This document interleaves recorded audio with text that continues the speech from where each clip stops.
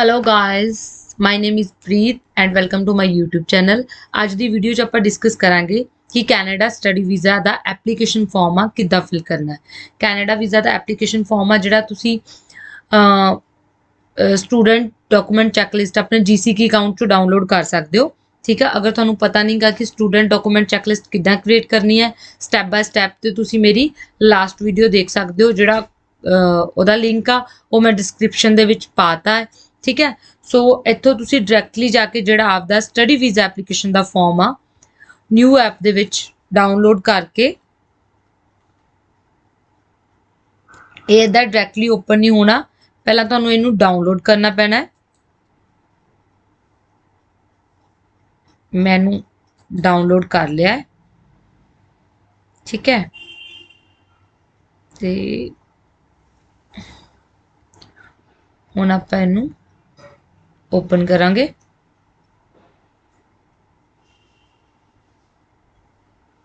तुहानू इनू Adobe reader नाल ओपन करना पैना।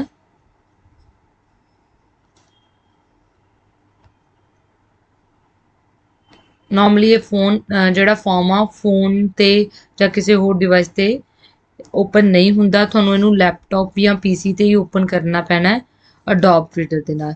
ते ये जिहड़ा तुहाडा स्टडी परमिट दा फॉर्म आ ये ओपन हो गया।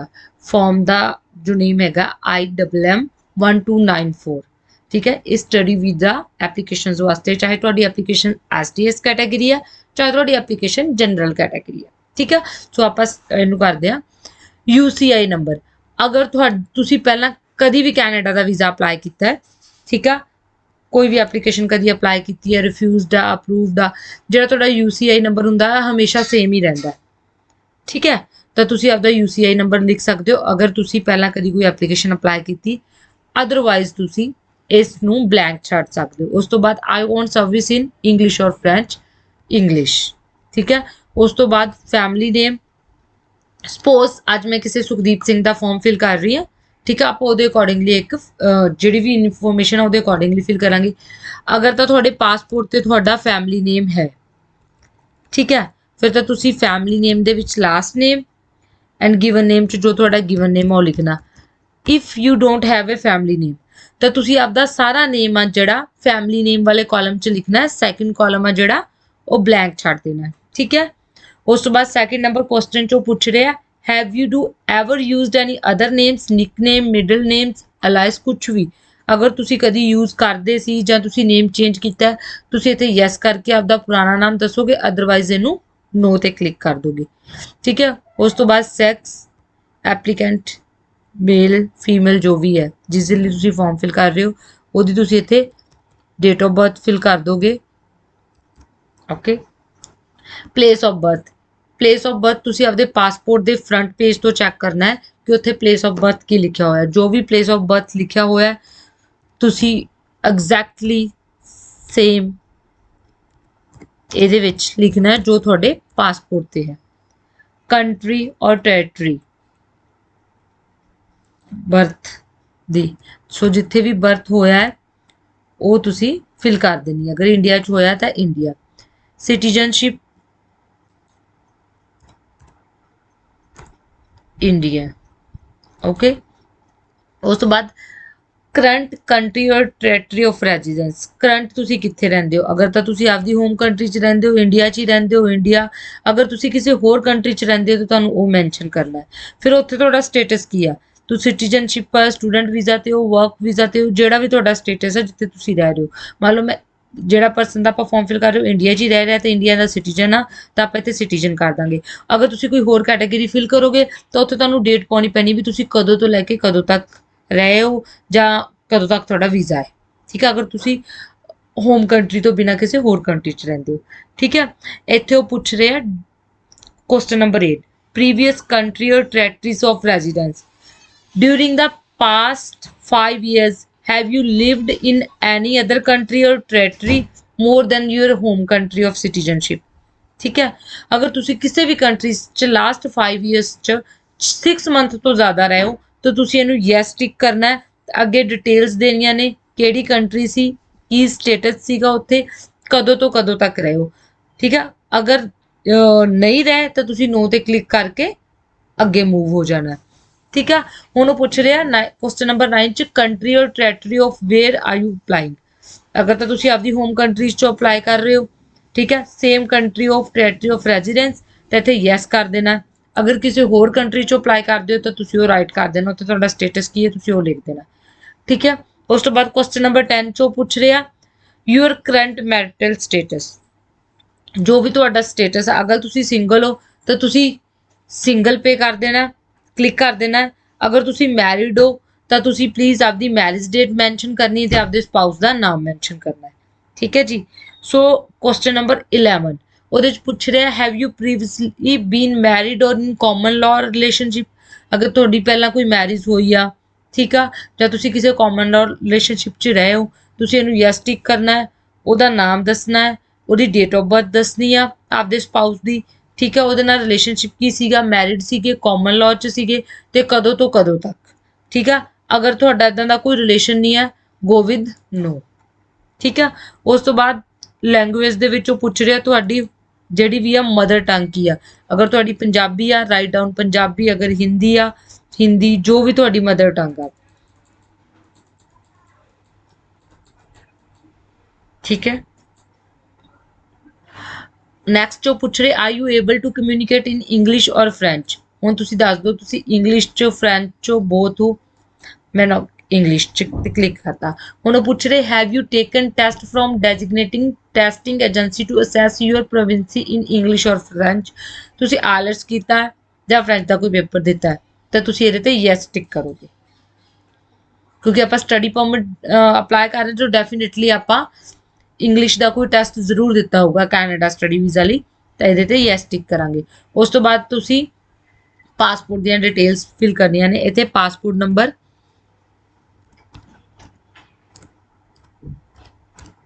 ਠੀਕ ਹੈ, country of issue, passport issue ਕਿੱਥੋਂ ਇਸ਼ੂ ਹੋਇਆ ਹੈ। ਅਗਰ ਇੰਡੀਅਨ ਪਾਸਪੋਰਟ ਹੈ ਤਾਂ ਇੰਡੀਆ ਤੇ ਕਲਿੱਕ। ਪਾਸਪੋਰਟ ਦੀ ਇਸ਼ੂ ਡੇਟ,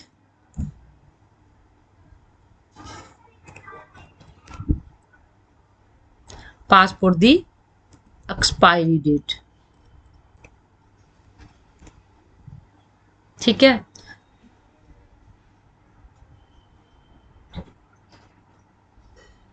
ਓਕੇ। ਨੈਕਸਟ ਆਪਾਂ ਚਲੇ ਜਾਾਂਗੇ ਨੈਸ਼ਨਲ ਆਇਡੈਂਟੀ ਡਾਕੂਮੈਂਟਸ। ਅਗਰ ਤੁਹਾਡੇ ਕੋਲ ਕੋਈ ਨੈਸ਼ਨਲ ਆਇਡੈਂਟੀ ਡਾਕੂਮੈਂਟ ਲਾਈਕ ਜਿਵੇਂ ਇੰਡੀਆ 'ਚ ਆਧਾਰ ਕਾਰਡ ਆ ਜਾਂ ਕੋਈ ਹੋਰ ਨੈਸ਼ਨਲ ਡਾਕੂਮੈਂਟ ਹੈ ਤਾਂ ਤੁਸੀਂ ਇੱਥੇ ਯੈਸ ਕਲਿੱਕ ਕਰਕੇ ਉਹਨੂੰ ਫਿਲ ਕਰ ਸਕਦੇ ਹੋ। ਵੈਸੇ ਇਹ ਕੰਪਲਸਰੀ ਵੀ ਨਹੀਂ ਹੈ ਕਿਉਂਕਿ ਨਾਰਮਲੀ ਆਪਣੇ ਇੰਡੀਆ ਦੇ ਵਿੱਚ ਜਿਹੜੇ ਪਾਸਪੋਰਟ ਉਹ ਨੈਸ਼ਨਲ ਡਾਕੂਮੈਂਟ ਹੁੰਦਾ। ਠੀਕ ਹੈ, ਤਾਂ ਆਪਾਂ ਇਹਨੂੰ ਨੋ ਕਰਾਂਗੇ ਤੇ ਫਰਦਰ ਕਲਿੱਕ ਕਰ ਲਾਂਗੇ। ਠੀਕ ਹੈ, ਅੱਗੇ ਉਹ ਪੁੱਛ ਰਿਹਾ ਯੂਐਸ ਪੀਆਰ ਕਾਰਡ, ਕਿ ਤੁਹਾਡੇ ਕੋਲ ਵੈਲਿਡ ਯੂਐਸ ਪੀਆਰ ਕਾਰਡ ਹੈ ਜਾਂ ਅਗਰ ਹੈ ਤਾਂ ਉਹਦਾ ਡਾਕੂਮੈਂਟ ਨੰਬਰ ਤੇ ਐਕਸਪਾਇਰੀ ਡੇਟ ਨਹੀਂ ਹੈ ਤਾਂ ਨੋ ਤੇ ਕਲਿੱਕ ਕਰਕੇ ਆਪਾਂ ਫਰਦਰ ਅੱਗੇ ਚੱਲ ਜਾਵਾਂਗੇ। ਉਸ ਤੋਂ ਬਾਅਦ ਉਹ ਪੁੱਛ ਰਿਹਾ ਤੁਹਾਡਾ ਐਡਰੈਸ। ਮੰਨ ਲਓ ਮੈਂ ਜਿਹੜਾ ਵੀ ਐਡਰੈਸ ਤੁਹਾਡੇ ਪਾਸਪੋਰਟ ਤੇ ਆ ਤੁਸੀਂ ਉਹ ਐਡਰੈਸ ਫਿਲ ਕਰੋਗੇ ਇੱਥੇ।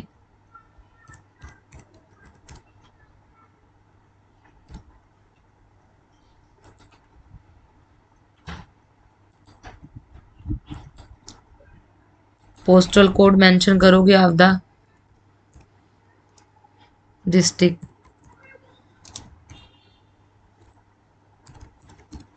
ठीक है, उस तो बाद वो पूछ रहे कि रेजिडेंशियल अगर तुहाडा कोई हुण वाला एड्रैस जिथे तुसी करंटली रह रहे हो वो तुहाडे पासपोर्ट के एड्रैस तो डिफरेंट आ तो तुसी इत्थे नो करके दूसरा एड्रैस मैंशन कर दोगे। अगर तुहाडा सेम आ तो तुसी इत्थे यस ते क्लिक करोगे, ਜਿਹੜਾ एक कॉलम है ब्लैंक हो जाएगा, ਇਹਨੂੰ ਫਿਲ ਕਰਨ ਦੀ ਜ਼ਰੂਰਤ ਨਹੀਂ ਅਗਰ ਤੁਸੀਂ ਜੈਸ ਤੇ ਕਲਿੱਕ ਕਰ ਦੋਗੇ।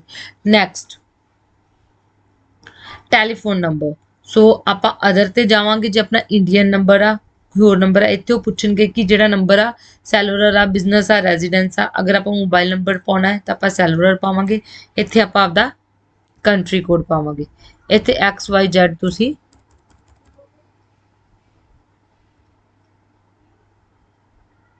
ਆਪਦਾ ਨੰਬਰ ਪਾ ਦੇਣਾ। ਅਗਰ ਤੁਸੀਂ ਕੋਈ ਆਲਟਰਨੇਟਿਵ ਨੰਬਰ ਦੇਣਾ ਚਾਹੁੰਦੇ ਹੋ ਤਾਂ ਤੁਸੀਂ ਨੈਕਸਟ ਕਾਲਮ ਦੇ ਵਿੱਚ ਆਲਟਰਨੇਟਿਵ ਨੰਬਰ ਪਾ ਸਕਦੇ ਹੋ, ਕੰਪਲਸਰੀ ਨਹੀਂ ਹੈ। ਉਸ ਤੋਂ ਬਾਅਦ ਅਗਰ ਤੁਸੀਂ ਫੈਕਸ ਜਾਂ ਕੋਈ ਹੋਰ ਨੰਬਰ ਦੇਣਾ ਚਾਹੁੰਦੇ ਹੋ ਤਾਂ ਤੁਸੀਂ ਦੇ ਸਕਦੇ ਹੋ, ਅਦਰਵਾਈਜ਼ ਕੰਪਲਸਰੀ ਨਹੀਂ ਹੈ। ਇੱਥੇ ਤੁਸੀਂ ਆਪਦੀ ਈਮੇਲ ਆਈਡੀ ਪਾਉਣੀ ਹੈ ਜਿਹਦੇ ਤੇ ਉਹ ਤੁਹਾਨੂੰ ਫਿਊਚਰ 'ਚ ਕੰਟੈਕਟ ਕਰ ਸਕਣ। ठीक है। हुण इत्थे इन्फॉर्मेशन आ गई details of intended study in Canada. तुहाडे कॉलेज दा नेम आऊगा XYZ, जो भी तुहाडे कॉलेज दा नाम आ,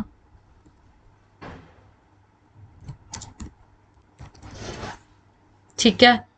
लैवल ऑफ स्टडी, हुण लैवल ऑफ स्टडी तुहाडे ऑफर लैटर ते लिखिया होगा कि तुसी यूनिवर्सिटी प्रोग्राम वास्ते अप्लाई कीता है, डिप्लोमा वास्ते अप्लाई कीता है, डिग्री वास्ते अप्लाई कीता, जो भी तुसी अप्लाई कीता, अदर स्टडीज ESL वास्ते अप्लाई कीता है, मास्टर्स वास्ते, डॉक्टरेट वास्ते। जिवें मान लो जेह्ड़े स्टूडेंट दा मैं फॉर्म फिल करनी उसने कॉलेज डिप्लोमा अप्लाई कीता ते मैं इत्थे कॉलेज डिप्लोमा करता। ते फील्ड ऑफ स्टडी, किस फील्ड दे विच स्टडी आ, computer, IT, hospitality, tourism, law, इत्थे सारे फील्ड्स दित्ते हुए आ। मेरा स्टूडेंट है जेह्ड़ा बिजनेस दा है तां मैं ओहदा बिजनेस फिल करता, ठीक है। उस तो बाद ओह पुछणगे कि तुहाडे कॉलेज दा प्रोविंस केह्ड़ा, ठीक है। सो ये सारी इन्फॉर्मेशन तुहानूं तुहाडे ऑफर लैटर ते मिल जाऊगी।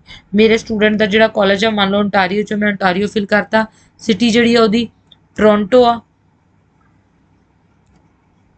ठीक है। तो मैं टोरंटो फिल, ये सारी इन्फॉर्मेशन तुसी आपदे ऑफर लैटर ते देख सकते हो भी तुहाडा कैंपस कित्थे आ, तुहाडी सिटी केह्ड़ी आ, तुहाडा प्रोविंस केह्ड़ा है।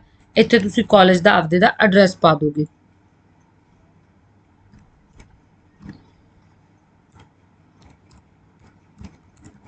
जो भी तुहाडे कॉलेज दा एड्रैस है। फिर तुसी इत्थे आपदे कॉलेज दा DLI नंबर जेह्ड़ा तुहाडे ऑफर लैटर ते लिखिया होगा तुसी ओह पाना है, ठीक है। सो जो O नाल स्टार्ट हुंदा हमेशा,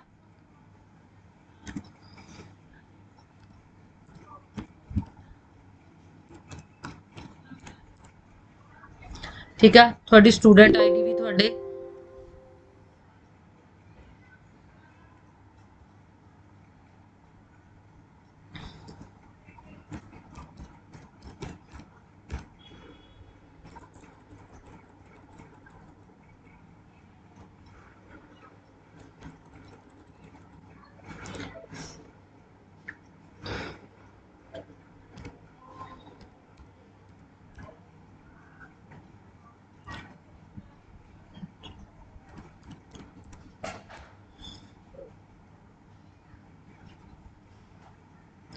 उस तो बाद तुहाडी स्टूडेंट ID ਉਹ ਵੀ ਹਮੇਸ਼ਾ ਤੁਹਾਡੇ ਜਿਹੜੀ ਆਫਰ ਲੈਟਰ ਦੇ ਉੱਪਰ ਲਿਖੀ ਹੋਊਗੀ ਕਿ ਤੁਹਾਡੀ ਸਟੂਡੈਂਟ ID ਕੀ ਹੈ, ਠੀਕ ਹੈ। ਤੁਸੀਂ ਸਟੂਡੈਂਟ ID ਪਾਉਣੀ ਆ। ਉਸ ਤੋਂ ਬਾਅਦ ਤੁਹਾਡਾ ਕੋਰਸ ਸਟਾਰਟ ਡੇਟ ਤੁਹਾਡੇ ਆਫਰ ਲੈਟਰ ਤੇ ਅਵੇਲੇਬਲ ਆਓ, ਤੁਹਾਡਾ ਕੋਰਸ ਕਦੋਂ ਸਟਾਰਟ ਹੋ ਰਿਹਾ ਹੈ ਤੇ ਕਦੋਂ ਕਿਸ ਡੇਟ ਨੂੰ ਆ ਜਿਹੜਾ ਐਂਡ ਹੋ ਰਿਹਾ ਹੈ, ਠੀਕ ਹੈ। ਸੋ ਇਹ ਡਿਟੇਲਸ ਤੁਸੀਂ ਕਲੀਅਰਲੀ ਆਪਦੇ ਲੈਟਰ ਆਫ ਐਕਸੈਪਟੈਂਸ ਤੋਂ ਚੈੱਕ ਕਰ ਲੈਣੀਆਂ ਨੇ। ਉਸ ਤੋਂ ਬਾਅਦ caste of studies will be, ਇੱਥੇ ਤੁਸੀਂ ਆਪਦੇ ਫਸਟ ਈਅਰ ਦੀ ਟਿਊਸ਼ਨ ਫੀ ਲਿਖਣੀ ਹੈ ਜੋ ਤੁਸੀਂ ਪੇ ਕੀਤੀ ਆ, ਠੀਕ ਹੈ। रूम एंड बोर्ड 10,200 ਜਿਹੜਾ ਤੁਸੀਂ GIC पे ਕੀਤਾ ਹੈ। अदर एक्सपेंसिस अप्रोक्सीमेटली 2000 लगा लो ਤੁਸੀਂ ਹੋਰ एक्सपेंसिस टिकट वगैरह और ठीक है। सो ਹੁਣ ਇਹਨਾਂ ਤਿੰਨਾਂ ਨੂੰ ਕਾਊਂਟ ਕਰਨਾ ਹੈ। ਔਰ ਅਗਰ ਤੁਸੀਂ ਕੋਈ ਹੋਰ ਫੰਡਸ ਵੀ ਸ਼ੋ ਕਰ ਰਹੇ ਹੋ ਨਾਲ, ਅਗਰ ਤਾਂ ਤੁਹਾਡੀ SDS ਕੈਟਾਗਰੀ ਫਾਈਲ ਆ ਤਾਂ ਤੁਹਾਨੂੰ ਰਿਕੁਆਇਰਮੈਂਟ ਨਹੀਂ ਹੁੰਦੀ ਗੀ, ਕੰਪਲਸਰੀ ਨਹੀਂ ਹੁੰਦੇ ਕੁਝ ਐਕਸਟਰਾ ਫੰਡਿੰਗ ਸ਼ੋ ਕਰਨੀ। ਬਟ ਅਗਰ ਤੁਸੀਂ ਫਿਰ ਵੀ ਕਰਨਾ ਚਾਹੁੰਦੇ ਹੋ ਜਾਂ ਤੁਹਾਡੀ ਨॉन SDS ਫਾਈਲ ਆ ਮੀਨਸ ਜਨਰਲ ਕੈਟਾਗਰੀ ਆ, ਤੁਸੀਂ ਆਪਦੇ ਫੰਡਸ ਨੂੰ ਕਾਊਂਟ ਕਰਕੇ ਕੈਨੇਡੀਅਨ ਡਾਲਰ 'ਚ ਕਨਵਰਟ ਕਰੋਗੇ ਤੇ ਪਲੱਸ ਇਹਨਾਂ ਤਿੰਨਾਂ ਨੂੰ ਪਲੱਸ ਕਰੋਗੇ ਤੇ ਜਿੰਨਾ ਵੀ ਤੁਹਾਡੇ ਕੋਲ ਲਾਈਕ ਜਿੰਨੇ ਵੀ ਡਾਲਰਸ ਬਣਗੇ ਉਹਨੂੰ ਤੁਸੀਂ ਰਾਈਟ ਡਾਊਨ ਕਰੋਗੇ। ਮੈਂ ਅਪਰੋਕਸੀਮੇਟਲੀ ਇੱਥੇ 30,000 ਲਿਖਤੇ ਆ ਕਿ ਇਹਨਾਂ ਨੂੰ ਮੈਂ ਮੈਚ ਕਰਕੇ ਐਂਡ ਕੁਝ ਫੰਡ ਸ਼ੋ ਕਰਕੇ ਮੇਰੇ ਕੋਲ ਅਵੇਲੇਬਿਲਿਟੀ ਆਫ ਫੰਡਸ ਇੰਨੀ ਆ, ਠੀਕ ਹੈ। ਹੁਣ ਇੱਥੇ ਪੁੱਛ ਰਹੇ ਨੇ ਉਹ my expenses Canada will be paid by, ਕਿਹਦੇ ਦੁਆਰਾ ਪੇ ਕੀਤੇ ਜਾਣਗੇ, ਮਾਈ ਸੈਲਫ ਕੱਲਾ, ਪੇਰੈਂਟਸ ਜਾਂ ਅਦਰਸ। ਤਾਂ ਇਹਦੇ 'ਚ ਆਪਾਂ ਲਿਖ ਸਕਦੇ ਹਾਂ ਕਿ ਇੱਕ ਤਾਂ ਮੈਂ ਆਲਰੇਡੀ ਅਦਰਸ ਤੇ ਕਰਕੇ GIC ਐਂਡ ਪਲੱਸ ਫੈਮਿਲੀ ਵੀ ਇੱਕ ਸਾਲ ਲਈ ਮੇਰੇ ਕੋਲ GIC ਹੈ ਔਰ ਫਿਊਚਰ 'ਚ ਮੇਰੇ ਪੇਰੈਂਟਸ ਮੀਨਸ ਮੇਰੀ ਫੈਮਿਲੀ ਹੈ ਜਿਹੜੇ ਮੇਰੇ ਐਕਸਪੈਂਸਿਸ ਆ पे करोगे। नीचे पूछ रहे हैं ਤੁਹਾਡੇ ਕੋਲ ਤੁਹਾਡੀ education, have you had any post secondary education university diploma. So जो भी ਤੁਹਾਡੀ ਇੱਥੇ हाईएस्ट क्वालिफिकेशन, अगर ਤੁਸੀਂ +2 होल्डर हो, ईयर 12 कंप्लीट की है ना, तो ਤੁਸੀਂ ਇੱਥੇ ਆਪਦਾ ईयर 12 लास्ट क्वालिफिकेशन लिख देनी ਆ, ठीक है।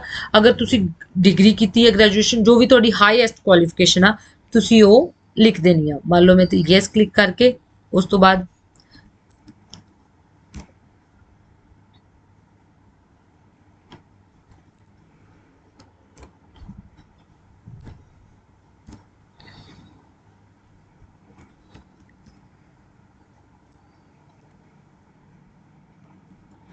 ਕੁਛ ਵੀ ਮੈਂ bachelor in arts. Okay, city town ਤੁਸੀਂ ਜਿੱਥੇ ਕੀਤੀ ਹੈ, ਜੋ ਸਕੂਲ ਦਾ ਨਾਮ ਆ,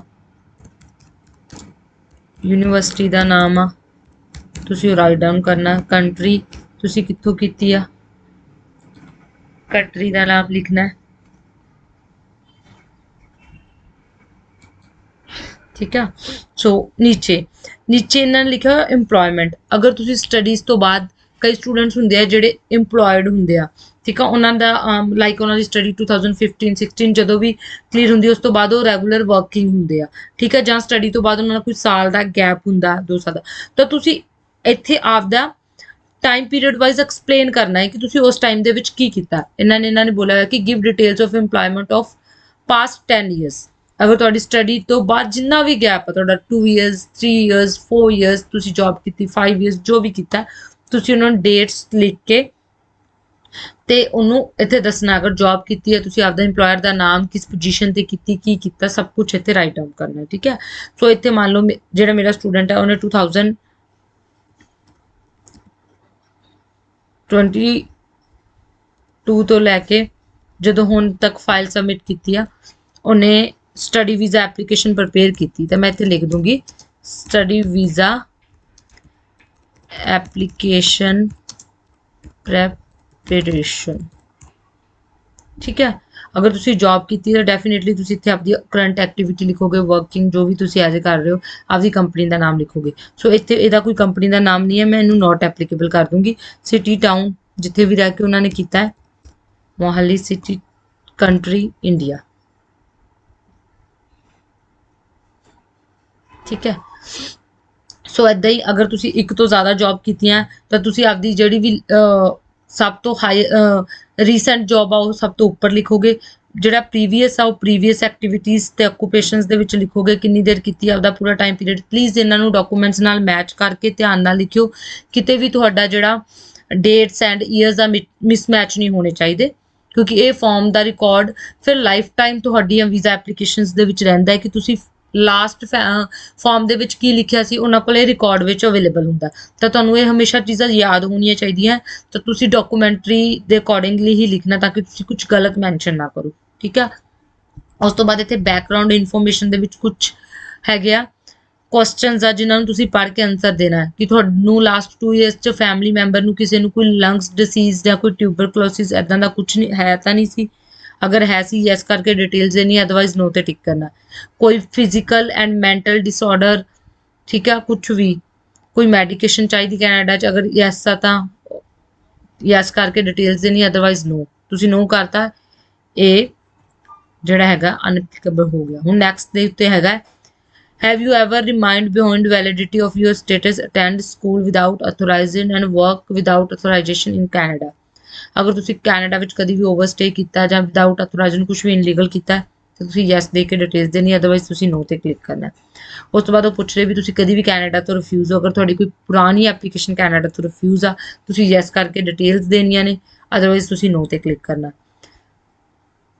ਕਦੀ ਵੀ ਉਹ ਪੁੱਛ ਰਿਹਾ have you previously applied enter or remain in Canada. Some time ਤੁਸੀਂ ਅਪਲਾਈ ਕੀਤਾ ਹੁੰਦਾ ਲੇਕਿਨ ਤੁਸੀਂ ਰਿਫਿਊਜ਼ ਨਹੀਂ ਹੁੰਦੇ, ਤੁਸੀਂ ਆਪਦੀ ਐਪਲੀਕੇਸ਼ਨ ਵਿਦਡਰਾ ਕਰ ਲਈ ਹੁੰਦੀ ਆ। ਐਦਾਂ ਦਾ ਵੀ ਅਗਰ ਤੁਹਾਡਾ ਕੋਈ ਸੀਨ ਆ, ਤੁਸੀਂ ਕੋਈ ਐਪਲੀਕੇਸ਼ਨ ਵਿਦਡਰਾ ਕੀਤੀ ਆ ਜਿਹੜਾ ਡਿਸੀਜਨ ਪੈਂਡਿੰਗ ਸੀ, ਤਾਂ ਤੁਸੀਂ ਇੱਥੇ ਯੈਸ ਕਰਕੇ ਉਹਦੀਆਂ ਡਿਟੇਲਸ ਦੇਣੀਆਂ, ਅਦਰਵਾਈਜ਼ ਤੁਸੀਂ ਨੋ ਤੇ ਕਲਿੱਕ ਕਰਨਾ। ਠੀਕ ਹੈ। ਹੁਣ ਨੈਕਸਟ ਉਹ ਇਹ ਪੁੱਛ ਰਹੇ ਕਿ ਤੁਹਾਡਾ ਕੋਈ ਕ੍ਰਿਮੀਨਲ ਰਿਕਾਰਡ ਤਾਂ ਨਹੀਂ ਆ, ਤੁਸੀਂ ਕਦੀ ਅਰੈਸਟਡ ਜਾਂ ਕੁਛ ਇੱਦਾਂ ਦਾ ਕਿਸੇ ਵੀ ਕੰਟਰੀ ਜਾਂ ਟੈਰੀਟਰੀ ਦੇ ਵਿੱਚ। ਤਾਂ ਡੈਫੀਨੇਟਲੀ ਅਗਰ ਤੁਹਾਡਾ ਨੋ ਆ ਤਾਂ ਤੁਸੀਂ ਨੋ ਤੇ ਕਲਿੱਕ ਕਰੋਗੇ, ਯੈਸ ਆ ਤਾਂ ਤੁਸੀਂ ਯੈਸ ਕਰਕੇ ਡਿਟੇਲਸ ਦਿਓਗੇ। ਠੀਕ ਹੈ। ਹੁਣ ਉਹ ਪੁੱਛ ਰਿਹਾ ਤੁਸੀਂ ਕਦੀ ਵੀ ਕਿਸੇ military, civil defence, security organisation, police force ਜਾਂ ਕਿਸੇ ਨੂੰ ਵੀ ਇੱਦਾਂ ਦੀ ਕਿਸੇ ਨੂੰ ਸਰਵ ਕੀਤਾ ਹੈ, ਯੈਸ ਕਰਕੇ ਡਿਟੇਲਸ ਦਿਓ, ਅਗਰ ਨਹੀਂ ਕੀਤਾ ਤਾਂ ਨੋ ਤੇ ਕਲਿੱਕ ਕਰ ਦਿਓ। ਠੀਕ ਹੈ। ਅਗਰ ਤੁਸੀਂ ਕਦੇ ਵੀ ਕਿਸੇ ਪੋਲੀਟੀਕਲ ਪਾਰਟੀ, ਆਰਗੇਨਾਈਜੇਸ਼ਨ, ਠੀਕ ਹੈ, ਜੋ ਵੀ ਵਾਇਲੈਂਸ ਦੇ ਖਿਲਾਫ ਕੰਮ ਕਰਦੀ ਹੈ ਜਾਂ ਰਿਲੀਜੀਅਸ ਕੋਈ ਵੀ ਆਰਗੇਨਾਈਜੇਸ਼ਨ, ਠੀਕ ਹੈ, ਸੋਸ਼ਲ ਐਕਟੀਵਿਟੀਜ਼ ਜਾਂ ਕੁਝ ਕਰਦੀ ਆ ਤਾਂ ਉਹਨਾਂ 'ਚ ਕੰਮ ਕੀਤਾ ਤਾਂ ਤੁਸੀਂ ਯੈਸ ਕਰਨਾ, ਅਦਰਵਾਈਜ਼ ਤੁਸੀਂ ਨੋ ਕਰਨਾ। ਸਟੱਡੀ ਵੀਜ਼ਾ 'ਚ ਮੋਸਟ ਆਫ ਕੇਸਿਸ 'ਚ ਨੋ ਹੀ ਹੁੰਦਾ। ਠੀਕ ਹੈ। ਨੀਚੇ ਵੀ ਪੁੱਛ ਰਿਹਾ ਹੋ ਕਿ ਇਲ ਟ੍ਰੀਟਮੈਂਟ ਆਫ ਪ੍ਰਿਜ਼ਨਰਸ, ਵਿਟਨੈਸ, ਜਾਂ ਤੁਸੀਂ ਕਿਸੇ ਲਈ ਵਿਟਨੈਸ ਦਿੱਤਾ ਜਾਂ ਤੁਸੀਂ ਕਿਤੇ ਪਾਰਟਿਸਿਪੇਟ ਕੀਤਾ, ਕੁਝ ਵੀ ਇੱਦਾਂ ਦਾ ਕੀਤਾ, ਕਿਸੇ ਦੇ ਮਤਲਬ ਗਵਾਹੀ ਦਿੱਤੀ, ਤੁਸੀਂ ਇੱਦਾਂ ਦਾ ਕੁਝ ਕੀਤਾ, ਯੈਸ ਤੇ ਕਲਿੱਕ ਕਰੋ, ਅਦਰਵਾਈਜ਼ ਤੁਸੀਂ ਨੋ ਤੇ ਕਲਿੱਕ ਕਰੋ। ठीक है। ਹੁਣ ਇਹ ਪੁੱਛ ਰਹੇ ਕਿ ਤੁਹਾਨੂੰ CIC ਵੀ ਹਾਈ ਕਮਿਸ਼ਨ ਫਰਦਰ ਕੰਸੈਂਟ ਤੁਸੀਂ ਦੇ ਰਹੇ ਹੋ ਉਹਨਾਂ ਨੂੰ ਵੀ ਤੁਹਾਨੂੰ ਕੁਝ ਵੀ ਭੇਜੇ, ਕੋਈ ਵੀ ਅਪਡੇਟਸ ਭੇਜੇ, ਤੁਸੀਂ ਤੇ ਯੈਸ ਕਰ ਸਕਦੇ ਹੋ। ਇੱਥੇ ਤੁਸੀਂ ਆਪਦਾ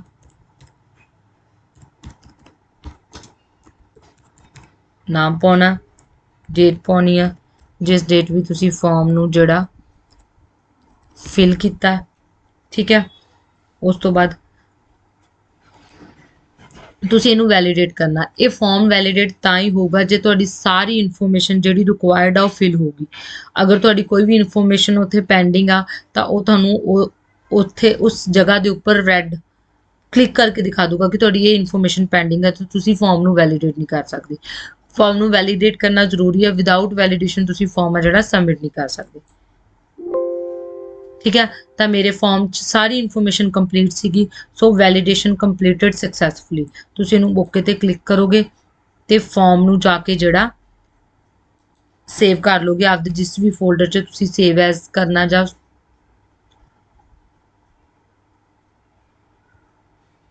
ਠੀਕ ਹੈ ਫਾਰਮ ਨੂੰ ਸੇਵ ਕਰ ਲੋਗੇ ਤਾਂ ਕਿ ਤੁਸੀਂ ਆਪਦੀ ਆਨਲਾਈਨ ਐਪਲੀਕੇਸ਼ਨਸ 'ਚ ਉਸ ਫੋਲਡਰ 'ਚ ਜਿਹੜਾ ਫਾਰਮ ਆ ਫਿਲਡ ਫਾਰਮ ਆ ਜਿਹੜਾ ਅਪਲੋਡ ਕਰ ਸਕੋ, ਠੀਕ ਹੈ। ਸੋ ਇਸ ਤਰੀਕੇ ਨਾਲ ਆਪਾਂ ਜਿਹੜਾ ਸਟੱਡੀ ਵੀਜ਼ੇ ਦਾ ਫਾਰਮ ਆ 1294 ਉਹਨੂੰ ਈਜ਼ੀਲੀ ਫਿਲ ਕਰ ਸਕਦੇ ਆ।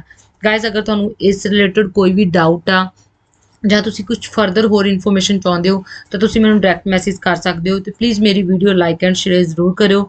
ਅਗਰ ਤੁਸੀਂ ਮੇਰੇ ਚੈਨਲ ਤੇ ਨਿਊ ਹੋ ਤਾਂ ਪਲੀਜ਼ ਸਬਸਕ੍ਰਾਈਬ ਕਰਿਓ ਤਾਂ ਕਿ ਮੈਂ ਤੁਹਾਡੇ ਲਈ ਹੋਰ ਇਨਫੋਰਮੇਟਿਵ ਵੀਡੀਓ ਬਣਾ ਸਕਾਂ। Thank you so much guys, have a nice day.